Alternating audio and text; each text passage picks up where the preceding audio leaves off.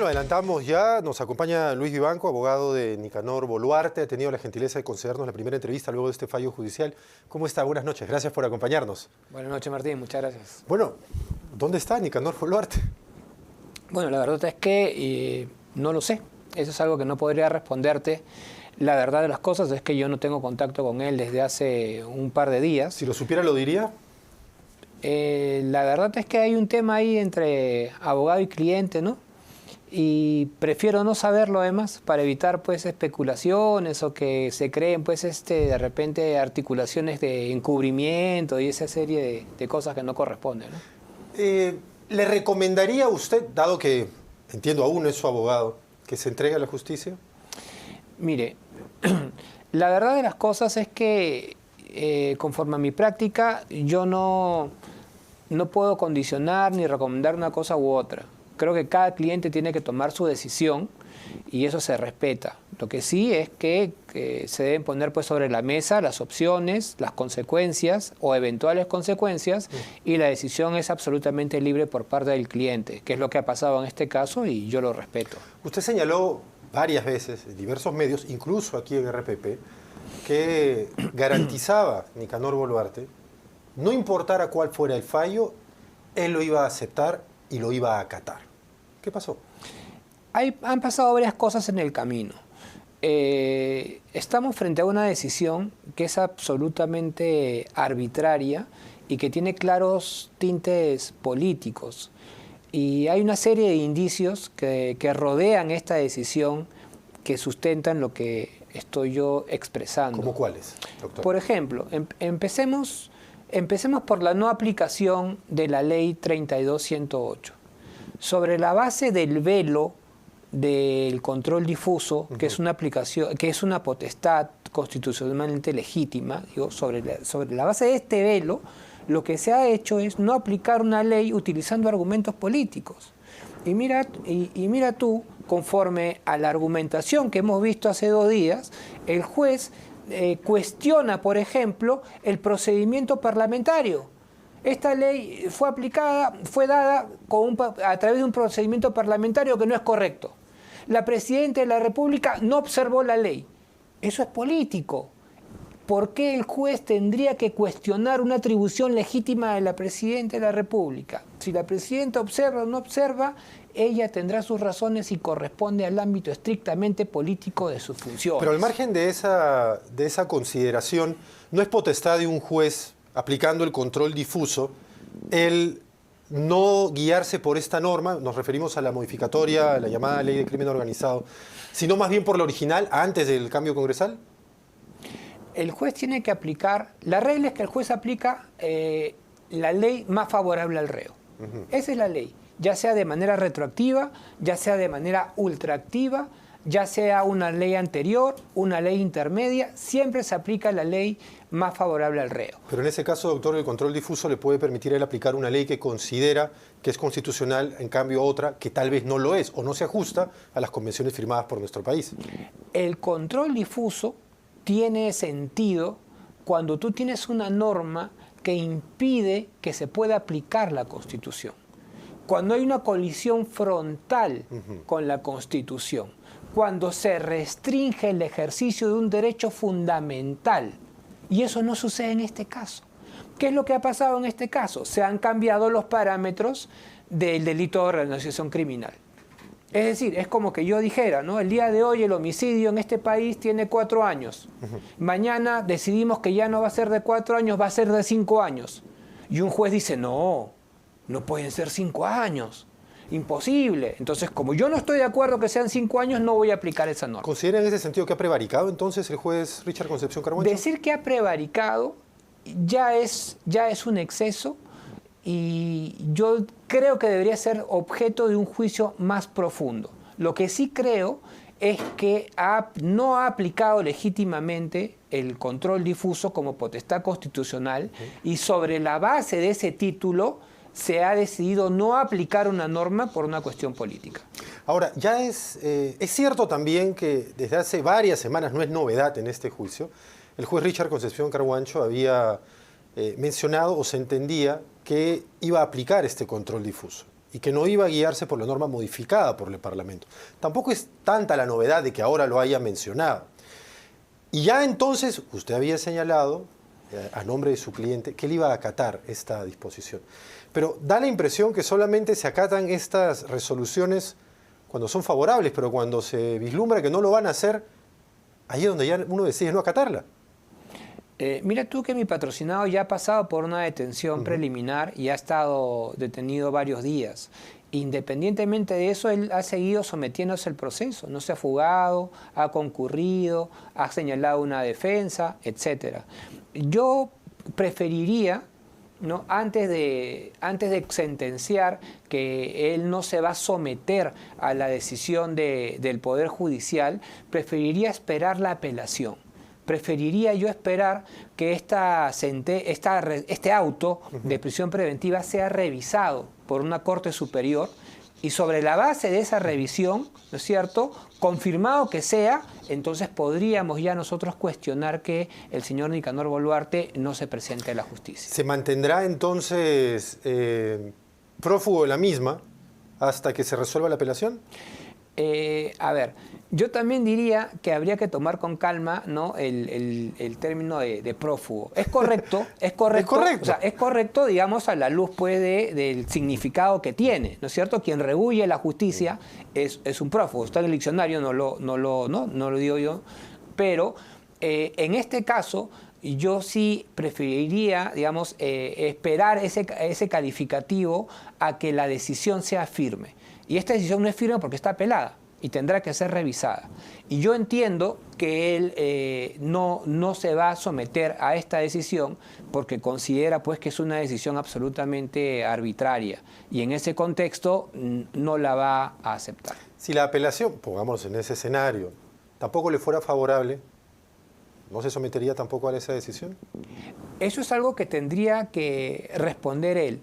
Si tú me preguntas ¿cuál sería a su mí, sugerencia? Si tú me preguntas a mí una opinión de manera general, ¿ya? Sin personalizar el tema, yo creo que tendría que ponerse a derecho. A lo largo de la experiencia jurídica, las personas que se sustraen siempre terminan siendo detenidas y no pasan por un proceso fácil.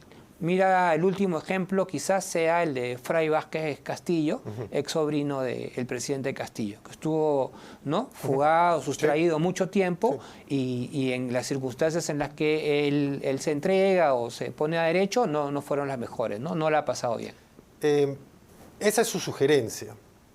¿Podría o no su cliente hacerle caso en ese sentido? Pero ¿se ha planteado en este momento continuar defendiendo a Nicanor Boluarte? Sí, sin duda. Sin duda. ¿No ha pensado una renuncia en medio de esta situación? No. De su defensa. No, imagínate. En el momento para mí, como abogado, es impensable dejar a mi cliente en el momento más álgido del caso. O sea, no puedo abandonar a una persona que es objeto de una decisión arbitraria, además siendo yo consciente que creo que el caso incluso está mal planteado. O sea, él es inocente de los cargos que se le imputan. Vamos ahora a aterrizar sobre el caso, o los casos, porque son varios los casos en este momento ventilándose, pero quizás el más mediático es el del nombramiento de prefectos y subprefectos, y luego de este nombramiento el uso de los mismos, ¿no?, la instrumentalización, como le gusta mucho usar la palabra, de ellos para conformar un partido político, ¿no?, Ciudadanos por el Perú. En ese sentido usted señala que él no tiene, a pesar de las 167 pruebas que la Fiscalía dice tener y los testimonios de colaboradores eficaces y otros que han develado su identidad, usted dice que Nicanor Boluarte no tiene relación con estos hechos. No tiene nada que ver. Digamos, cantidad no es calidad. Y este caso gira alrededor de 3 testimonios. 3 testimonios que los han articulado entre sí, un testigo corrobora a otro testigo y los testigos dicen, yo escuché, me dijeron, decían, no hay un solo dato concreto que vincule a mi patrocinado en los términos delictivos que se ha planteado la imputación. ¿Ha reconocido algún delito su patrocinado? ¿En algún extremo? Ninguno, porque no ha cometido ninguno de los delitos que se le imputan. Entonces los testimonios que usted me está señalando están montados. El de Víctor Torres, un amigo de la infancia, el de Teodoro, el consejero espiritual de Dina Boluarte durante la campaña, el chamán, ¿no? Ahí tienes dos nombres. Mira, y te lo digo. Un colaborador eficaz también. Víctor Torres lo que está haciendo es someterse a una colaboración eficaz, lo que implica que él está reconociendo delitos que debe haber cometido. Y yo tengo la tesis personal que él se somete a la colaboración para evitar ir a la cárcel. Por eso es que no está en esta foto. Y en el caso de Teodoro Berrú es un testigo prejuiciado. Y eso está explicado a lo largo de todas las sesiones. Teodoro Berrú tenía una expectativa de ser prefecto y no fue prefecto. Teodoro Berrú ha declarado y está por escrito que Dina Boluarte es una traidora. A él lo separaron porque le imputaban que cobraba plata en el partido. Entonces, esa persona no puede prestar un testimonio pues objetivo e imparcial. Bueno, pero él tenía la pretensión de ser prefecto y no lo fue. Pero quien sí fue prefecto fue Armando Villalobos Leiva, que también ha asegurado que los hermanos Dina y Nicanor Boluarte tenían incluso un nombre clave, ¿no?, dentro de esta organización. Él era su patrocinado, según este testimonio que Fiscalía recoge, el número 2. Y Dina Boluarte, la número 1. Acá hay un testimonio adicional también. Más allá de las otras cerca de 160 pruebas fuera de estos testimonios que la Fiscalía señala tener y que vinculan a su patrocinado en estos hechos. El caso de Armando Villalobos, ¿cómo lo responde la defensa? Armando Villalobos fue designado prefecto a través de un procedimiento regular. Mi patrocinado no tenía absolutamente ningún nivel de injerencia en su designación. ¿Y esta declaración? Es falso. Armando Villalobos dice que él fue a la casa de mi patrocinado y se reunió con él en la casa de mi patrocinado. Y eso es falso. No hay evidencia que eso haya sucedido. Y te digo más, no solamente Armando Villalobos. Según el relato de la Fiscalía, se han identificado casi 50 personas que habrían sido designadas sobre la base de una manipulación. ¿Sabes a cuántas de esas personas han citado a declarar? A ninguna. ¿Por qué? No lo sé. Y aún así, el juez valida estos hechos a título de elemento de convicción grave. ¿No te parece que lo mínimo que yo tendría que hacer como fiscal, si es que me han dicho que han designado ilegalmente a 50 personas, es al menos citarlas a tomarles una declaración? A preguntarles, oye, ¿usted conoce a Nicanor Boluarte? ¿Cómo llegó a ser prefecto o subprefecto? ¿Cuál fue el trámite que usted siguió? Etcétera. Eso no se ha hecho. Hasta el día de hoy, ni uno solo ha pasado por la Fiscalía. Y este esquema de vouchers y de pagos de los prefectos nombrados, en el caso de San Martín, 150, 200 soles, en el caso de Cajamarca, 3.500, 5.000 soles. Pagos dados que habrían, según la tesis fiscal, sido utilizados, no solo pagos irregulares en sí mismos, sino luego sido utilizados para la constitución de este movimiento, Ciudadanos por el Perú. Y se han revelado además chats en los que se evidencia a Nicanor Boluarte participando de reuniones con el secretario general de este partido y con quienes impulsaban la creación de este partido. En principio, ¿esos pagos a razón de qué, doctor? Mire, hay vouchers de pagos que no tienen que ver con mi patrocinado. O sea, mi patrocinado no se le ha hecho un solo pago, él no tiene ninguna relación con los pagos. El tema de los pagos está directamente relacionado con la imputación de la señora Griselda Herrera. Y su defensa ha explicado que esos eran pagos que correspondían a contribuciones de los prefectos para solventar los mismos gastos de los prefectos. Ahora, ese es un tema que tendrá que esclarecer la defensa de la señora Griselda. Pero con el tema de los pagos, no hay absolutamente uno que vincule a mi patrocinado. Ciudadanos por el Perú, ¿qué interés tenía su patrocinado en esta agrupación política? Vea, el tema de Ciudadanos por el Perú es que es un partido que surge como consecuencia de comités ciudadanos que son rezagos de personas que apoyaron a Pedro Castillo durante la primera vuelta, la segunda vuelta, etc. Y en ese nivel es que mi patrocinado ha tenido algún contacto con comités ciudadanos. Pero luego, cuando los comités ciudadanos deciden ya constituirse en un partido, mi patrocinado ya tiene una relación de ajenidad con ellos y él no participa. Tú has hecho referencia a un chat, por ejemplo, y ese chat grupal, ¿no es cierto? Sí. Independientemente de si es que eso no es una prueba fiable, dice Comité Ciudadanos, no dice Partido Ciudadanos por el Perú, porque la única vinculación que mi patrocinado ha tenido es a nivel de comités ciudadanos. Si luego personas que integraban los comités ciudadanos fueron designadas subprefectos o prefectos, esto es algo que es ajeno a él. Pero es una coincidencia, pues, notoria, ¿no? Justamente aquellas personas interesadas en formar una agrupación política, que al menos en su simiente incluía como una suerte de promotor a Nicanor Boluarte, de pronto resulta buena parte de ellos, o un número relevante, designados prefectos y subprefectos. No sé si decir un número relevante, pero es evidente que esas personas tenían pretensiones políticas y han seguido un procedimiento regular para ser designados subprefectos.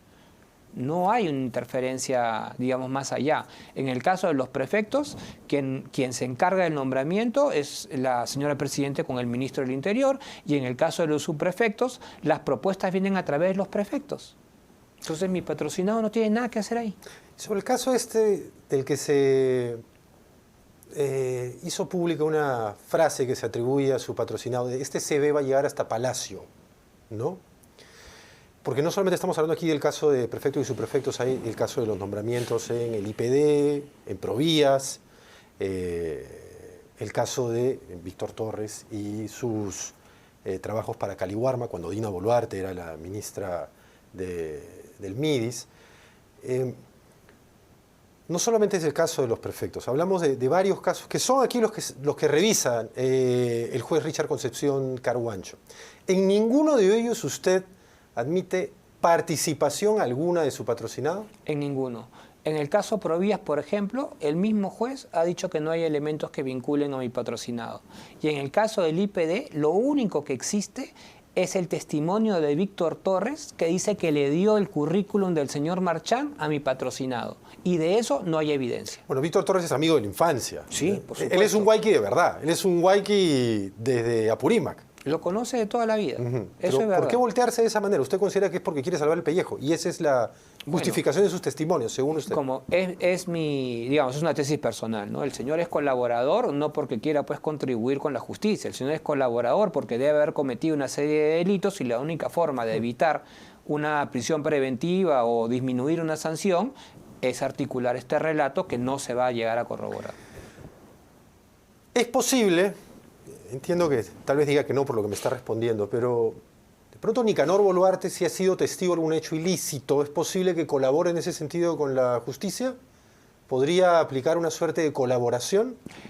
No, porque la colaboración porque no admite ningún delito, claro, según usted señala. La colaboración admite una aceptación de cargos, ¿no? Y en este caso, pues, eso no es un escenario posible. ¿La presidenta Dina Boluarte se ha mostrado interesada en este caso? ¿Alguna vez ha conversado usted con ella? ¿Le ha preguntado cómo va este proceso?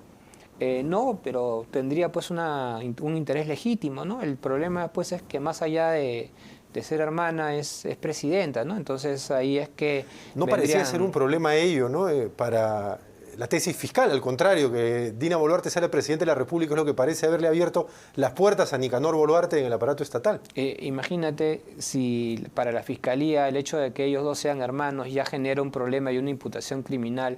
¿Qué pasaría pues si yo como abogado de repente, ¿no? Comparto información con ella, ¿no? ¿Usted considera que habría algún problema si es que se mantiene en este momento una comunicación entre Dina Boluarte y su hermano, sustraído de la justicia? En la medida que no se promueva, digamos, un acto de encubrimiento, yo creo que ninguno. Ahora, si eso va a pasar, yo la verdad no lo sé. ¿Tenía comunicación permanente con su hermana? ¿Su defendido le comentaba eso? La verdad no lo sé. No lo sé. Yo entiendo que no, porque el señor es una persona bastante prudente. Entonces, a partir de este caso, sí es verdad que no ha tenido relación, por ejemplo, con algún coimputado, ¿no? Y en esa línea no me sorprendería que haya dejado de tener contacto con su hermana. ¿Se siente respaldado por ella? ¿Le comentó alguna vez? No.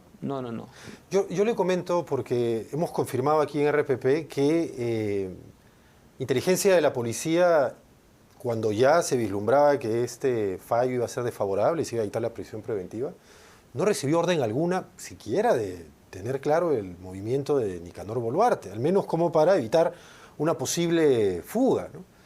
Cosa curiosa porque en algún otro caso la policía siempre está al pendiente para que no suceda lo que acaba de suceder con el hermano de la presidenta. Bueno, ese es un tema que... Se lo planteo. Sí, claro. Quería esperar alguna reacción de su parte. La verdad es que ese tema debería responderlo pues el ministro, duda. ¿no? Porque eso sí escapa absolutamente a mi ámbito digamos, de influencia, ¿no? Y bueno, y además que hay matices, ¿no? Hay matices en ese tema, la gente va a especular sin duda, más allá, y yo lo que espero es que la especulación no nos distraiga del contenido de la resolución, ¿no? Mira tú que hemos llegado a un punto en el que mi patrocinado, se ha dicho que mi patrocinado no tiene arraigo domiciliario, no tiene arraigo familiar, o sea, no tiene casa, no tiene trabajo, etcétera, ¿no? Y esas son cuestiones pues que a la luz de la evidencia no son exactas. Pero la luz de la evidencia es que dijo que no se iba a sustraer para no usar la palabra fugar, aunque lo ha hecho, y se ha fugado.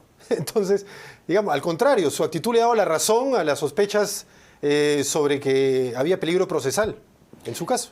Yo, como te digo, para poder llegar a esa conclusión, esperaría un poco hasta que la decisión sea revisada. ¿Cómo va a coordinar con él la apelación? ¿Está en comunicación con él todavía? No tengo comunicación con él y, bueno, felizmente no necesito coordinar con él para poder preparar la apelación. ¿Cuándo la presentaría? Mira, yo creo que esto no debería demorarme más de 2 o 3 días. ¿Cuándo, tomando los tiempos del proceso, debería definirse? Esa es una pregunta bastante interesante porque... Mira lo que ha tomado esta solicitud de prisión preventiva. El tema es que eso va a depender de la carga de la sala. Entonces la sala tiene un cronograma, tiene una agenda y yo espero que esto... Mira, siendo optimistas, yo espero que esto demore en promedio 1 mes, siendo optimistas, pero dependerá pues de la velocidad con que la sala pueda atender su agenda. En caso sea, y se lo planteé hace algunos minutos, esta apelación rechazada, ¿qué otros caminos le quedan a su defensa? Bueno, se podría plantear una casación. Podríamos ir en casación a la Corte Suprema para que de manera excepcional se revise pues algún vicio en la resolución, ¿no? ¿Usted en este momento identifica o considera algún vicio en este proceso? ¿En la decisión? Sí. Varios. No uno, varios. Creo que no se han valorado... Más allá de la ley que usted me mencionaba. Claro, más allá de la ley, digamos que es colateral, ¿no? Pero, por ejemplo, se han validado como graves y fundados elementos de convicción una serie de dichos que no están corroborados, ¿no? Se han disminuido los arraigos de mi patrocinado, se ha dicho que no tiene casa, que no tiene trabajo, cuando eso es evidentemente, evidentemente no es así. Es evidente que él tiene domicilio, y yo he documentado sus actividades profesionales desde el año 2020, con boletas de pago de impuestos mensuales, impuestos anuales, etcétera. Entonces decir que no tiene trabajo digamos, es exagerado. Todo era para evaluar si es que ameritaba o no dictarle una prisión preventiva, pero como le reitero, el que se haya fugado justamente en ese sentido le ha hecho flaco favor a sustentar que no merecía esta decisión judicial. Y yo le quería consultar, dado que considera que se están armando testimonios, que las pruebas fiscales no son lo sólidas que ni Fiscalía presenta ni el juez considera, ¿por qué cree entonces que se está armando, según entiendo yo, todo este tinglado en contra del hermano de la presidenta? Por eso yo decía, ¿no? Yo evitaría usar el término armar para que no se malinterprete, pero lo que sí te puedo decir es que son dichos que no están corroborados. Son dichos sin corroborar. Y en todos los casos son trascendidos, o sea, testigos indirectos de oídas, y que no aportan ningún elemento objetivo. Pero ¿cuál sería la intención de todo ello en contra del hermano de la presidenta? Mira, es complicado, pero yo sospecho que esto tiene un tinte político, porque es un tracto que al menos llama la atención. Dictan una detención preliminar, ¿no es cierto?, contra el señor, se apela, la sala la revoca, dice que no corresponde la detención. Después de 2 meses, insisten nuevamente, y el mismo juez que dio la detención, que fue revocada, ahora ha dado la prisión preventiva. Entonces, ¿cuál es la necesidad de la insistencia en la prisión preventiva? ¿Qué ha pasado en el caso para que se justifique que estos investigados vayan presos? La audiencia ha durado 4 meses. ¿Qué ha pasado en 4 meses en la investigación? ¿Se ha frustrado algún acto de investigación? ¿Se ha dejado de hacer algo? La investigación ha transcurrido con regularidad. Hablando de lo que es regular y lo que no, ¿considera que era necesaria una lectura tan larga de todo lo actuado para determinar esta prisión preventiva? Mira, hemos estado 3 días prácticamente escuchando esta lectura. Estamos hablando del ámbito de lo necesario. Yo creo que no era necesario esperar 4 meses para tomar la decisión, porque el esperar 4 meses hace que la decisión sea inidónea, porque la prisión es urgente, es una medida cautelar. Cuando yo pido una medida cautelar es porque hay un peligro inminente de algo. Entonces yo no le digo al juez, señor juez, deme una medida cautelar de acá a 6 meses, de acá a 4 meses, démela ahorita, porque el peligro es ahorita, inminente. Entonces, después de 4 meses en que no ha pasado nada en el caso y todo ha seguido con regularidad, ¿qué necesidad había? Usted señaló que no quería perderle la fe ni al juez Richard Concepción Carhuancho ni al Poder Judicial. ¿La ha perdido ahora? Bueno, la verdad es que yo trato de ser objetivo. Mira, reconozco que el juez Richard Concepción Carhuancho es una persona, es un juez bastante inteligente, es formado, es una persona que tiene conocimiento del derecho. Entiendo que viene un pero ahora. Yo lo respeto académicamente, yo lo respeto, no tengo cómo objetarle yo a él alguna deficiencia académica. Yo lo celebro y lo respeto, pero a la luz de sus decisiones, si es que yo no estoy de acuerdo con muchas de ellas, no solamente con esta, con muchas de ellas. Creo que él sería un mejor juez si flexibilizara un poco estos criterios duros que ha aplicado a lo largo de los últimos años. Le agradezco mucho, doctor, el que nos haya acompañado. Martín, a ti, muchas gracias. Luis Vivanco, abogado de Nicanor Boluarte. Esta ha sido la primera entrevista que concede luego de la decisión judicial que dictamina 36 meses de prisión preventiva para el hermano de la presidenta, que en este momento está no habido. Hacemos una pausa, regresamos con más.